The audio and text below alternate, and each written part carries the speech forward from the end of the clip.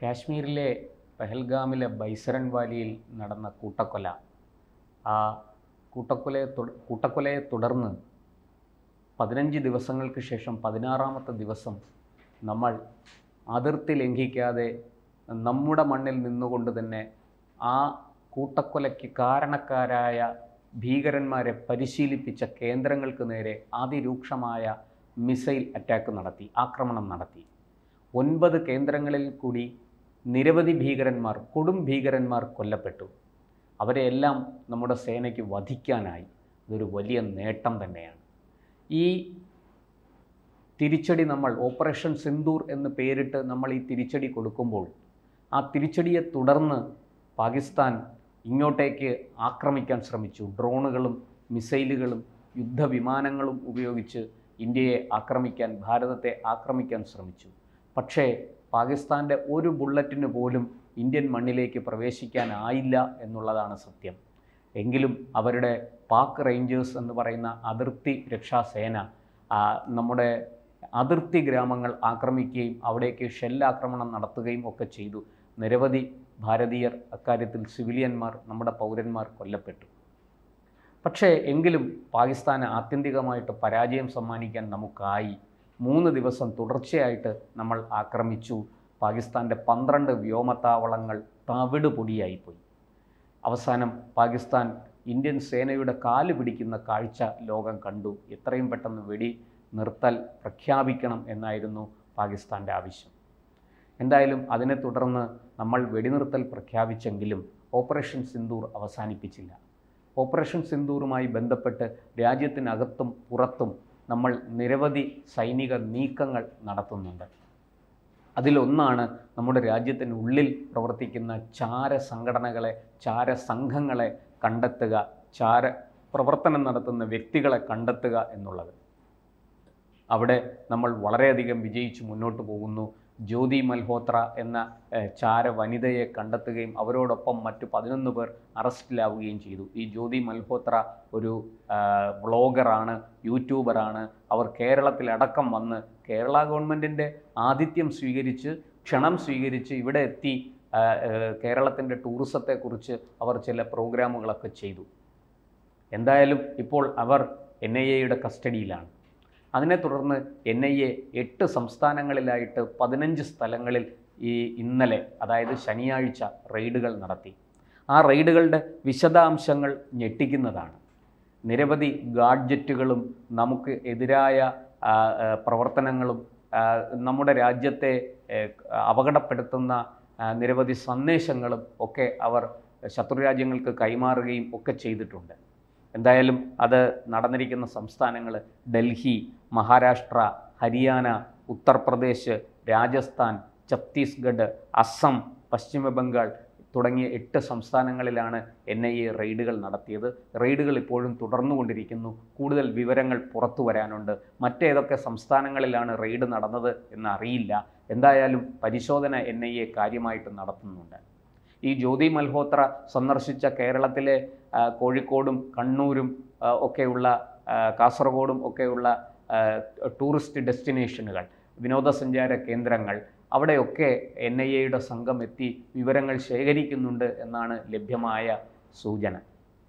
എന്തായാലും ഇവിടെ ഈ സംസ്ഥാനങ്ങളിൽ നിന്ന് പാകിസ്ഥാൻ ഇൻ്റലിജൻസ് ഓപ്പറേറ്റീവ്സ്, അതുമായി ബന്ധപ്പെട്ട് PIO, അതുമായി ബന്ധപ്പെട്ട് നിരവധി പ്രതികളെ കണ്ടെത്തുകയും അവരുമായി ബന്ധപ്പെട്ട സ്ഥലങ്ങളിൽ ആണ് ഈ റെയ്ഡ് നടത്തുകയും ചെയ്തിരിക്കുന്നത്. എന്തായാലും റെയ്ഡിൽ ഇപ്പോൾ നിരവധി, ഞാൻ നേരത്തെ പറഞ്ഞതുപോലെ ഇലക്ട്രോണിക്സ് ഗാഡ്ജറ്റുകളും ഗുരുതരമായ സാമ്പത്തിക ഇടപാടുകളുടെ രേഖകളും മറ്റ് കുറ്റകരമായ വസ്തുക്കളും NIA കണ്ടെടുത്തിട്ടുണ്ട്. അതായത് ഇന്ത്യ വിരുദ്ധ പ്രചാരണം അത് നടത്തുന്ന വളരെ കൃത്യമായിട്ട് അതിനൊരു ഗൂഢാലോചന പാകിസ്ഥാൻ കേന്ദ്രീകരിച്ച് നടക്കുന്നുണ്ട് ഈ ഇന്ത്യ വിരുദ്ധ പ്രചാരണത്തിന്. ആ ഗൂഢാലോചനയുമായി ബന്ധപ്പെട്ട് അതിൻ്റെ ആസ്ഥാനമെന്ന് പറയുന്നത് ISI ആണ്, ISI കേന്ദ്രമാണ്, ISI ഹെഡ്ക്വാർട്ടേഴ്സാണ്. ഇൻ്റർ സർവീസ് ഇൻ്റലിജൻസ് എന്ന് പറയുന്ന പാക് ചാരസംഘടനയുടെ ആസ്ഥാനത്താണ് ഇതിൻ്റെ ഗൂഢാലോചന നടന്നിരിക്കുന്നത്.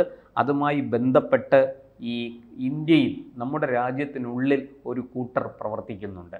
അവരെ വളരെ കൃത്യമായിട്ട് കണ്ടെടുക്കുന്നുണ്ട്. കഴിഞ്ഞ ദിവസം CRPFൻ്റെ ഒരു ASI അറസ്റ്റിലായി. ഇതുപോലെ അമിത്ഷായുടെ പഹൽഗാം യാത്രയെക്കുറിച്ചുള്ള വിവരങ്ങൾ അയാൾ കൈമാറിയിരുന്നു.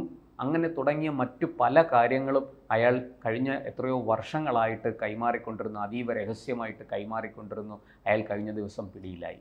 അതുപോലെ തന്നെ മറ്റൊരാൾ രാജസ്ഥാനിൽ നിന്നും പിടിയിലായിട്ടുണ്ട്. ഈ രാജസ്ഥാനിൽ നിന്ന് പിടിയിലായ ആളും ഇതുപോലെ നിരവധി വീഡിയോ ദൃശ്യങ്ങളടക്കം ശത്രുരാജ്യത്തിന് ചോർത്തി കൊടുത്തു എന്നാണ് പുറത്തു വരുന്ന വിവരം.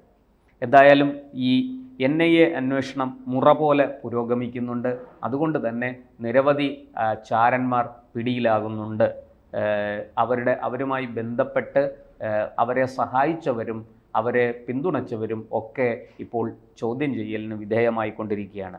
എന്തായാലും 2023 മുതൽ പാക് ഇൻ്റലിജൻസ് ഓഫീസർമാരുമായി തന്ത്രപ്രധാനമായ വിവരങ്ങൾ പങ്കുവയ്ക്കുകയും ദേശീയ സുരക്ഷയുമായി ബന്ധപ്പെട്ട രഹസ്യ വിവരങ്ങൾ കൈമാറുകയും ചെയ്ത ആൾക്കാരാണ് ഇപ്പോൾ അറസ്റ്റിലായിരിക്കുന്നത്. അവർ ഈ ശത്രു രാജ്യത്ത് നിന്ന് ലക്ഷക്കണക്കിന് രൂപ സമ്പാദിക്കുകയും ചെയ്തിട്ടുണ്ട്. എന്തായാലും ഇതിനെ സംബന്ധിച്ച് ഇപ്പോൾ നമ്മുടെ ഈ ഭാരതീയ ന്യായ സംഹിതയിലെ വിവിധ വകുപ്പുകൾ ചുമത്തിയാണ് ഇവർക്കെതിരെ കേസെടുത്തിരിക്കുന്നത്. ഈ എല്ലാ സംസ്ഥാനങ്ങളിലെയും ആൻറ്റി ടെററിസ്റ്റ് സ്ക്വാഡ്, തീവ്രവാദ വിരുദ്ധ സേനകൾ ഇത് സംബന്ധിച്ച അന്വേഷണവുമായി മുന്നോട്ട് പോവുകയാണ്.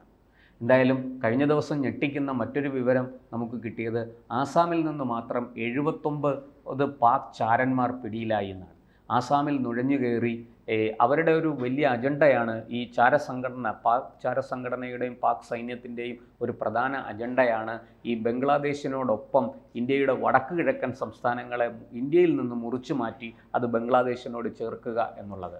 അതിനുവേണ്ടി അവർ ആളും അർത്ഥവും നൽകി ബംഗ്ലാദേശിനെ സഹായിക്കുന്നുണ്ട്. ബംഗ്ലാദേശും ഇതിൽ കൂട്ടുപങ്കാളിയാണ്. ആ ഒരു വിവരം വളരെ കൃത്യമായിട്ട് ചോർന്ന് കിട്ടുകയും നമ്മുടെ അന്വേഷണ ഏജൻസികൾ അതിൻ്റെ പുറകെ സഞ്ചരിച്ച് ആസാമിൽ നിന്നും ഏതാണ്ട് 79 പാക് ചാരന്മാരെ പിടികൂടുകയും ചെയ്തിട്ടുണ്ട്. നമ്മൾ മനസ്സിലാക്കണം, ഹിമന്ത ബിശ്വാസ എന്ന അതിപ്രഗത്ഭനായ ഒരു മുഖ്യമന്ത്രിയാണ് അസം ഭരിക്കുന്നത്.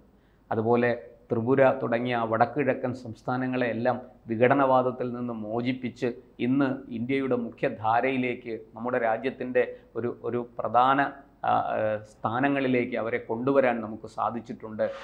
അവിടെയൊക്കെ ഇന്ന് ജനാധിപത്യം അഭംഗുരം പുലരുന്നു. അവിടെയൊക്കെ ഇന്ന് സമാധാനപൂർണ്ണമായി ജനങ്ങൾ ജീവിക്കുന്നു. ആ സമാധാനത്തെ ഇല്ലാതാക്കി അവിടെ അശാന്തി വിതച്ച് അതിനെ ബംഗ്ലാദേശിനോടൊപ്പം ചേർക്കുക, അങ്ങനെ രണ്ട് വശത്തു നിന്ന് പാകിസ്ഥാനും ബംഗ്ലാദേശുമായി രണ്ട് വശത്തു നിന്ന് പഴയതുപോലെ ഇന്ത്യയെ ശ്വാസം മുട്ടിക്കുക, ഞെരുക്കുക എന്നുള്ളതാണ് അവരുടെ തന്ത്രം. അത് 1971 നാം പരാജയപ്പെടുത്തിയ തന്ത്രമാണ്.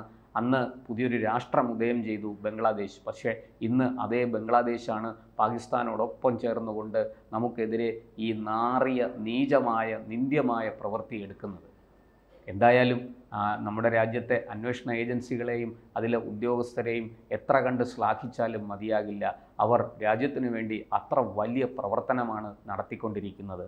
ഇനിയും കൂടുതൽ അവർക്ക് അവരുടെ പ്രവർത്തനം ശക്തമായി മുന്നോട്ട് കൊണ്ടുപോകാൻ സാധിക്കട്ടെ.